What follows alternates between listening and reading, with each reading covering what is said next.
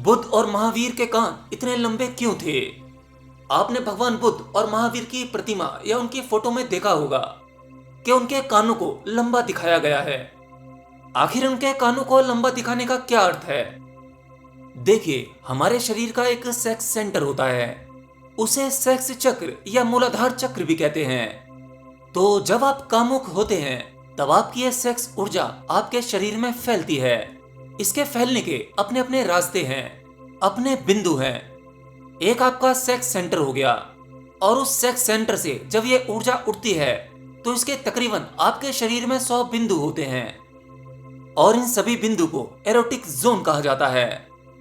आप इसे ऐसे समझ सकते हैं, जब आपको काम वासना जकड़ती है या आप किसी के साथ फिजिकल होते हैं तब आपने देखा होगा कि उस अवस्था में आप अपने शरीर के कुछ विशेष अंगों को छूने लगते हैं।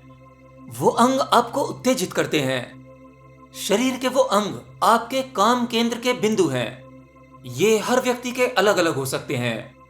पहले हमारे पास में इसका ज्ञान नहीं था, लेकिन अब वैज्ञानिकों ने हमारे शरीर में बहुत से एरोटिक पॉइंट्स खोज लिए हैं। ऐसे बहुत से काम बिंदु जिस पर रिसर्च हो चुका है, और उसमें से आपके कान यानी उसकी जो लंबाई है वो आपका सेक्स सेंटर का एरोटिक पॉइंट्स है। ये वही बिंदु है जहां पर किसी किसी व्यक्ति की काम ऊर्जा सबसे ज्यादा तीव्र आती है। आपके कान के नीचे का लटका हुआ हिस्सा, वो लंबाई बहुत संवेदनशील है। ओशो ने भी अपने एक प्रवचन में कहा था कि जितने संवेदनशील स्तन होते हैं, कान का वो हिस्सा भी उतना ही संवेदनशील होता है। तो बुद्ध और महावीर के लंबे कानों का अर्थ केवल इतना ही है। वह केवल एक प्रतीक है कि इन दोनों व्यक्ति में काम ऊर्जा बहुत अधिक होगी, सामान्य मनुष्य से बहुत अधिक। अब वो बात अलग है कि सच में उनके कान लंबे रहे थे या नहीं। यह केवल प्रतीक के रूप में दर्शाया गया है, क्योंकि आज भी ऐसी बहुत सी प्रथा हैं जो केवल प्रतीक के रूप में है। और सेक्स की यही एनर्जी ट्रांसफॉर्म होती है, कुंडलिनी बनती है, आपके सातों चक्रों को धक्का देती है, उसे जागृत करती है। इसी प्रकार से आपके शरीर में ऐसे बहुत से बिंदु हैं जो काम वासना के लिए संवेदनशील हैं। और ठीक ऐसे ही आप जिन 7 चक्रों को जानते हैं, असल में वो 7 नहीं हैं। हर एक चक्र के अपने अलग बिंदु हैं जो पूरे शरीर में कहीं ना कहीं मौजूद हैं। हर चक्र, हर बिंदु की अपनी अपनी अलग संभावना होती है, उनका अपना एक अलग साइन होता है। आपके शरीर में ऐसे भी पॉइंट हैं जिनको दबाकर, प्रेस करके या उन पर मसाज कर कर आपकी बुद्धि को भी प्रभावित किया जा सकता है।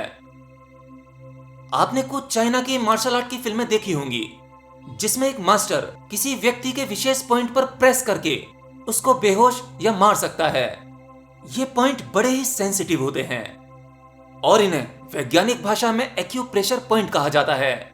आज इसका पूरा का पूरा विज्ञान है, जिसका ज्ञान बहुत से मार्शल आर्ट के गुरुओं के पास में है। शरीर के सभी पॉइंट्स का ज्ञान बौद्ध धर्मन के पास भी था, और इस विज्ञान की खोज महात्मा बुद्ध ने की थी।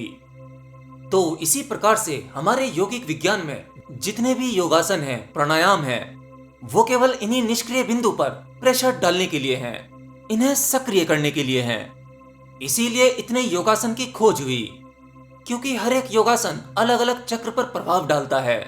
और आज तो इसका प्रयोग मेडिकल साइंस में भी होता है, जिसे एक्यूपंक्चर कहते हैं। शरीर के किसी विशेष पॉइंट पर सुई चुभाकर वहां की एनर्जी को रिलीज किया जाता है। फिर वह एनर्जी शरीर में आगे की ओर गति कर कर शरीर की कोई भी बीमारी को ठीक किया जा सकता है।